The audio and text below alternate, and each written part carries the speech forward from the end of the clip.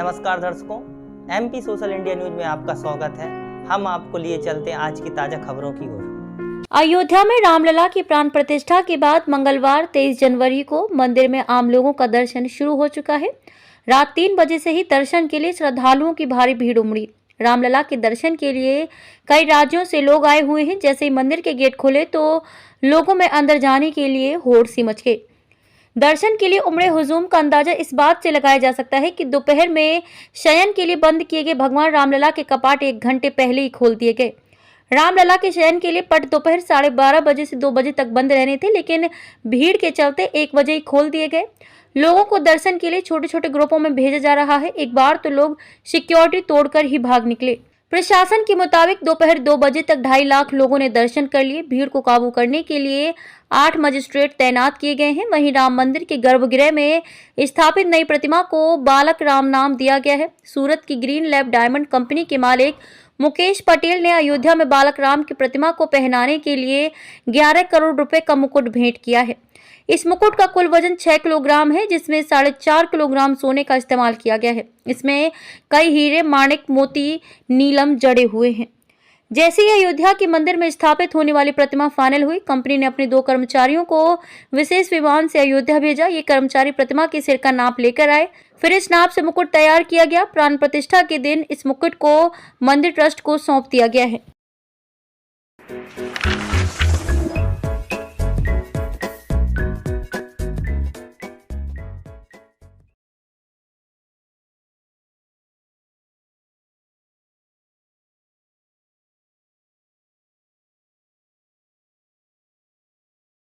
मध्य प्रदेश में उन महिलाओं के लिए आज का दिन यादगार बन गया जब उन्होंने अयोध्या में रामलला की प्राण प्रतिष्ठा 22 जनवरी सोमवार के अवसर पर संतान को जन्म दिया।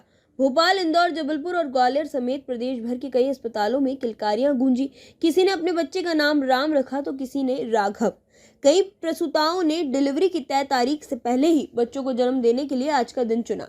ये महिलाएं खुद को और अपने बच्चों को भाग्यशाली मान रही हैं। रामलला की प्राण प्रतिष्ठा के दिन संतान के जन्म पर उनके परिवार में भी खुशी का माहौल है।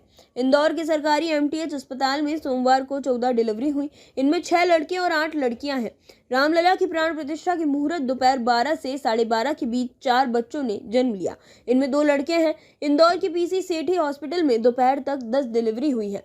दरअसल कई महिलाओं ने डिलीवरी की तय तारीख से पहले ही 22 जनवरी के दिन बच्ची को जन्म देने की इच्छा डॉक्टर्स के सामने जताई थी, जिस पर डॉक्टर ने उनकी स्थिति देखते हुए उचित सलाह दी थी। इंदौर में सरकारी और निजी अस्पतालों को मिलाकर सोमवार को 180 से ज्यादा डिलीवरी होगी। ये सामान्य दिनों के मुकाबले 30% ज्यादा है। सामान्य दिनों में 100 से 120 तक डिलीवरी होती है। एमजीएम मेडिकल कॉलेज के एमटीएच अस्पताल की प्रभारी डॉक्टर सुमित्रा यादव ने बताया कि सोमवार को करीब 60 डिलीवरी होनी है। वहीं पीसी सेठ अस्पताल के प्रभारी डॉक्टर वीरेंद्र राजगीर के मुताबिक अस्पताल में 30 से ज्यादा डिलीवरी होगी।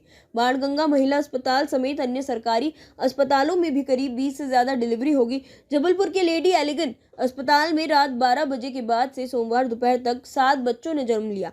इनमें 4 लड़के और 3 लड़कियां हैं। परिवारजनों ने इन बच्चों के नाम भगवान राम, सीता पर रखे हैं। जबलपुर के घमापुर की रहने वाली अनुराधा विश्वकर्मा ने बेटी को जन्म दिया। अनुराधा ने बताया कि ये पहला बच्चा है। वह अपनी बेटी का नाम नंदिनी रखेंगी। नंदिनी माता सीता का नाम है। अनुराधा ने कहा कि बेटा होता तो श्री राम नाम रखते।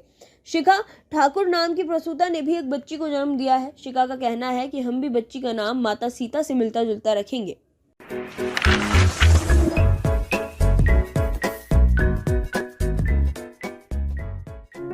आज की तमाम खबरों के लिए बस इतना ही।